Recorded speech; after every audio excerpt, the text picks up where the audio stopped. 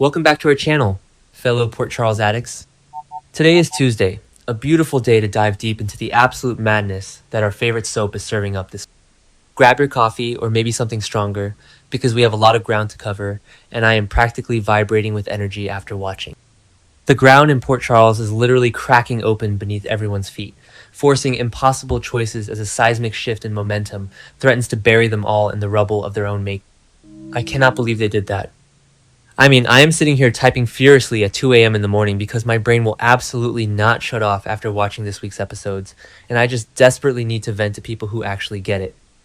Am I the only one who is screaming at their television screen right now? Because the level of sheer, unadulterated chaos they are setting up for the week of August 10 is off the charts, and I am both here for it and completely dreading it at the exact same time. I have been watching the show religiously since 2015, and I have never, ever seen so many of my favorite characters backed into such terrifying, life-altering corners all at once. It feels like every single storyline is a ticking time bomb detonating at the exact same moment. But wait, I'm getting ahead of myself. Let's just take a deep breath and break this down piece by piece, because we seriously need to talk about this trial. So, Curtis Ashford is actually going to trial, and I am losing my absolute mind over the sheer stubbornness of these men. I'm sorry, but Isaiah Gannon is pushing me to my absolute limit as a viewer. I know some people out there on the forums are loving this whole medical rivalry, civil suit drama, but personally, I think Isaiah is being ridiculously petty and vindictive. Both of these men are digging their heels in, and neither one is backing down an inch. Curtis is staring down the barrel of actual prison time, refusing to take a plea deal that Martin Gray laid out for him, and Isaiah is just pushing and pushing with this civil suit and criminal charge nonsense. And for what? Because Curtis slugged him after seeing him touching Portia's stomach? Yes, Curtis completely overreacted, but Isaiah's mouth is exactly what's going to get him in massive trouble one of the. You don't just poke a bear and then cry to the authorities when you get scratched. Plus, Isaiah has Rick Lansing in his corner for the civil suit, which just makes the whole thing 10 times more. And then we have Portia Robinson. Oh, Portia. She is actually going to take the stand and testify, and I am terrified of what she is going to say under oath. We all know Portia has a history of keeping massive secrets hiding Trina's paternity for 2 decades, but now she holds Curtis's fate in her hand. But the most shocking part of this entire mess? Jordan Ashford. Yes, Jordan finally did something right for once. She urged Portia to sit down, think about the new baby boy, and realize what is actually at stake here. Jordan stepping back and telling Curtis she is sitting this trial out was a massive twist, but she is 100% right. Curtis should not be rotting in a Pentonville cell. He should be home bonding with his newborn son. Remember when they tried this whole send the hero to jail for a misunderstanding plot with Jason or Sonny? Yeah, didn't work then either. It just makes the audience miserable. I swear, if Curtis goes to prison and misses the first 8 months of his child's life, I am rioting. Trina is already distancing herself from all this toxic parental drama to focus on her music showcase with Gio Palmieri, and who can blame her? Her parents are a mess. Okay, back to the point. Let's pivot to the absolute train wreck that is Michael Corinthos, Jacinda Bracken, and Willow Kane. I cannot, with these three. Jacinda is officially out of her mind, and I am kind of living for the drama, but I'm also terrified for the fallout. We already know she ruthlessly spiked Willow's iced coffee with that paralytic, the exact same drug Willow used to keep Drew locked in, which is poetic justice, honestly. But now? Now Jacinda is planting pills to set Willow up? I mean, I get that Jacinda thinks she is helping Michael win his ruthless custody battle to take Wiley and Amelia away forever, but planting pills is crossing a massive legal and moral line. She is going way too far, and she is playing a very dangerous game with a woman who has already proven she will drug her own husband to keep her secrets. Willow is already fighting a two-front war because Drew Kane has rapidly regained his mobility and his speech, and his first word was literally Willow spoken with pure venom. Willow is trapped, and Jacinda is just throwing gasoline on the fire. And here is the thing that really gets me. Michael's reaction to all of this. You would think, Michael, I destroy everyone who crosses me. Corinthos would be absolutely thrilled that Jacinda is handing him the ultimate ammunition to destroy Willow in court. But no, he is actually hesitating. He might reconsider this entire romance with Jacinda, because her ruthlessness is suddenly holding a mirror up to his own dark side. And let's be real, Michael is probably terrified that deep down, despite all the lies, the cheating, the Drew Kane drama, he still has feelings for Willow. Because of course he does. How many times in soaps have we seen warring exes do the most unforgivable things to each other, only to fall back into bed together? I am dreading a Michael and Willow reunion, but I can clearly see the writers' plan. Am I the only one who wants Michael to just stay single, focus on his kids, and run ELQ for 5 minutes without a romantic? Speaking of toxic relationships and emotional baggage, can we please talk about Elizabeth Baldwin, Dante Falconeri, and Rick Lansing? I am so heavily invested in Liz and Dante's dynamic right now. Dante is carrying the weight of the entire world on his shoulders, harboring this massive, soul-crushing guilt over covering up the fact that his teenage son Rocco shot Ross Cullum on Spoon Island. He used the power of his badge for personal gain to protect his kid, and it is eating him alive from the inside out. Anna Devane is back as police commissioner, hallucinating Peter August and tearing the PCPD apart, looking for Cullum's missing files, which just adds 1,000,000 pounds of pressure onto Dante's chest. And who is the only person he can truly confide in? Elizabeth. They are spending so much time together, sharing these quiet, emotionally charged moments at the ball field, and it is honestly beautiful. They just get each other's trauma. But of course, we can't have nice things in Port Charles, because Rick Lansing has to ruin it. Rick is watching Liz and Dante get close, and he is losing his mind with jealousy. I know Rick is currently dealing with Isaiah's civil suit and Curtis's defense, but his obsession with Liz is flaring up again in the worst way.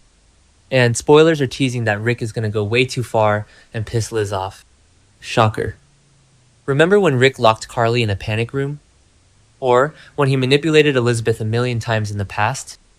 The man does not know how to handle his emotions like a normal human being. If he tries to sabotage Dante or use his legal connections to mess with the Cullum investigation just to hurt Dante, Elizabeth is going to scorch the earth. I am here for angry, empowered Liz, putting Rick in his place and defending her. Wait, I need to take a sip of water because my heart rate is spiking just thinking about Laura Collins. Okay, let's go to Ireland. Laura is heading across the pond to visit Kevin and baby Ace, and the spoilers say she is going to make a disturbing discovery. What does that mean? Is Kevin hiding something terrible? Is Ryan Chamberlain somehow not as dead as we thought and haunting them from beyond the grave? No, they wouldn't do that again, right? But seriously, Laura and Kevin's marriage has been showing severe cracks for months. He has been distant, stressed, and hiding away in Ireland with Ace. If Laura walks into that Irish castle and finds out Kevin has been keeping some massive, dark secret about the Cassadines, or Ace's true nature, or even his own mental health, it is going to completely break her. I love Kevin and Laura together, but I have a sinking feeling this trip is going to change their marriage forever. I am dreading this, you guys. I just want Laura to be happy and stress-free for once. Now, let's talk about the man, the myth, the legend, Jason. I am still reeling from the monumental 16,000th episode. Jason, coming back from that WSB black site in Jakarta, he is fundamentally changed. The severe trauma and PTSD he endured has completely rewired his brain. We saw the nightmares he was having on the plane sitting next to Tristan Roberts. And he actually did it. He looked Sonny and Rick in the eye and officially quit the mob. He is walking away to be a father to Danny. I was screaming at my TV. Yes, Jason. Finally. But let's be realistic. Living a life after the mob is not going to come easy for Jason. He doesn't know how to be a normal civilian. He doesn't know how to go to PTA meetings or just hang out at the Metro Court without checking the exits and looking for snipers. But he is determined to do it for Danny. Danny, who already knows the explosive truth that Jason took the fall for Rocco shooting Cullum. That dynamic between Jason and Danny is the best thing on the show right now. Jason is sacrificing everything, his career, his loyalty to Sonny, even his romance with Britt Westbourne, who literally slapped him across the face at GH for ghosting her, just to keep Danny safe and out of the life. But Sonny isn't going to just let his best enforcer walk away. Sonny is distracted right now, ordering Brick to break up Carly and Valentine's romance out of pure jealousy, and battling Jen Sidwell, but he needs Jason. And I have a terrible feeling that the mob is going to pull Jason back in, no matter how hard he tries to. I want Jason to have peace, but this is Port Charles.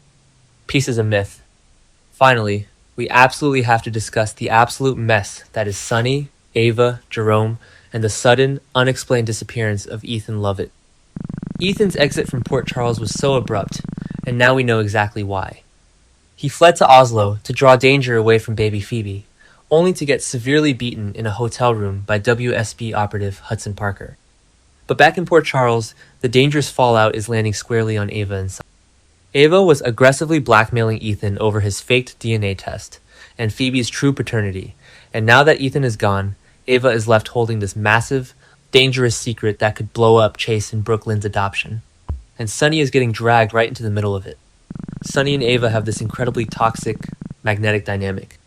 They hate each other, but they are tied together by Avery and their shared history of mob violence.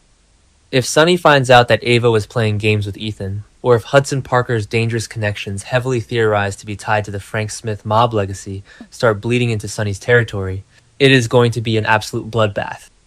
Ava always thinks she is the smartest person in the room, but she is playing with fire. If Hudson comes to Port Charles looking for Ethan or Phoebe, Ava is going to need Sonny's protection, and Sonny's going to make her pay dearly for it. I am honestly exhausted just typing all of this out. The stakes have never been higher on this show. Between Curtis facing prison, Michael and Willow's toxic war, Rick sabotaging Liz, Laura's Irish nightmare, Jason's impossible quest for a normal life, and Ava's blackmail blowing up in her face, I don't know how my heart is going to handle the week of August 10th. The writers are throwing everything at the wall, and surprisingly, it is all sticking. I know we complain a lot as fans, but when the show is good, it is so good. We are in for a total disaster, and I cannot wait to watch every single second of it. The emotional fallout from these storylines is going to carry us straight through the fall sweep. Will Michael actually cross the line and destroy Willow? Will Dante's secret come out and ruin his life? Will Jason survive the civilian world? I need answers, and I need them yesterday. Will anyone in Port Charles actually survive this week without their lives completely imploding? Drop your wildest theories in the comments below, hit that subscribe button, and let's obsess together.